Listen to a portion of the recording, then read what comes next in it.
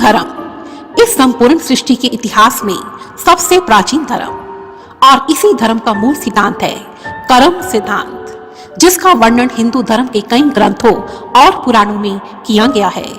श्रीमद् भगवद गीता के दूसरे अध्याय के 47वें श्लोक के अनुसार कर्मण्येवाधिकारस्ते मा फलेषु कदाचन, अर्थात हे मानव, केवल कर्म करने पर तेरा अधिकार है, उसके फल पर तेरा कोई अधिकार नहीं। तू जैसा भी कर्म करेगा, शुभ अथवा अशुभ, ठीक वैसा ही फल मैं तुझे प्रदान करूंगा। उसी प्रकार तुलसीदास जी रामायण में लिखते हैं, कर्म प्रधान विश्व रची राखा, जो जस करही सो तस फल चाखा। अर्थात संसार की रचना कर्म के लिए ही की गई है। जो जैसे कर्म करता है उसे उसका वैसा ही फल चखने को मिलता है। जिन कर्मों का फल जीव इस जन्म में नहीं भुगत पाते, उन्हें भोगने के लिए आत्मा नया शरीर धारण कर एक नया जन्म लेती है और अपने किए हुए एक एक कर्म को भोगती है, और यही कहलाता है कर्म सिद्धांत। भगवान श्री कृष्ण जब माता देवकी और पिता वासुदेव को कंस के चुंगल से छुड़ाकर उनके पास पहुंचे, तब उनकी आयु 14 वर्ष की थी। तब माता देवकी ने पूछा, बेटा तुम तो भगवान हो, तो तुमने पहले ही हमें कंस के चुंगल से क्यों नहीं छुड़ा लिया? आखिर तुमने इतनी देर क्यों कर दी? तब श्री कृष्ण बोले, माता, क्या पिछले जन्म में आपने मुझे 14 वर्ष का वनवास नहीं दिया था? देवकी माता हैरान हो गई और बोली, अरे ये तुम क्या कह रहे हो?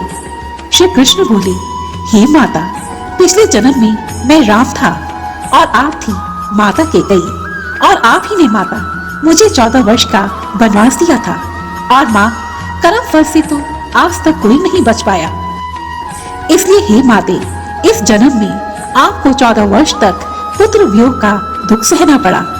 तब आश्चर्यचकित होकर माता देवकी ने पूछा, कन्हैया, तो यशोदा पिछले जन्म में कौन थी? कृष्ण जी मुस्कुराते हुए बोले, वो थी माता कौशल्या, जो पिछले जन्म में अपने पुत्र राम से पूरे 14 वर्ष तक दूर रही थी, और उन्होंने इस पीड़ादायक दुख को सहा था। इसलिए इस जन्म में मैं 14 वर्ष तक उनके साथ रहा, और 14 वर्ष तक उन्होंने मातृत्व के सुख को भोगा। दोस्तों, कहने का अर्थ यह है कि कर्म फल से ना तो उस युग में कोई बचा था और ना ही आज कोई बचा है। खुद ईश्वर भी अपने कर्म फल से नहीं बच सकते। इसलिए अपने प्रत्येक कर्म को बहुत सोच समझकर कीजिए, क्योंकि जिसके भी खिलाफ आज आप कुछ गलत कर रहे हैं, हो सकता है उससे इस जन्म में आपको कुछ शांति मिल जाए। लेकिन आपका यह एक कर्म, केवल यह एक कर्म आपके कितने जन्म बिगाड़ देगा, आप सोच भी नहीं सकते।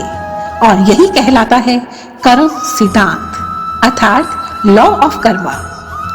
धन्यवाद।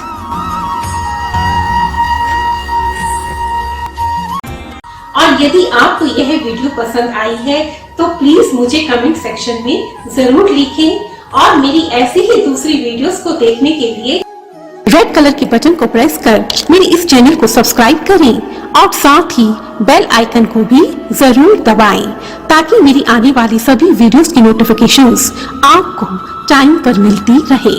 धन्यवाद। जय माता दी।